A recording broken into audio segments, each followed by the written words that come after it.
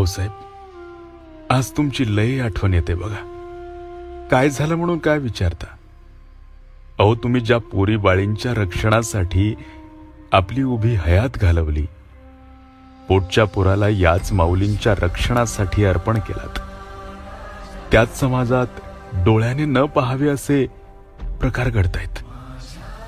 3 वर्षांची चिमुकली टाहो फोडतीये हो, पण आम्ही मात्र कायद्याचे बूच घालून बसलोय. या वानझोट्या व्यवस्थेकडून न्यायाची अपेक्षा करतोय, तर कुठे राजकीय पोळी भाजली जातीये.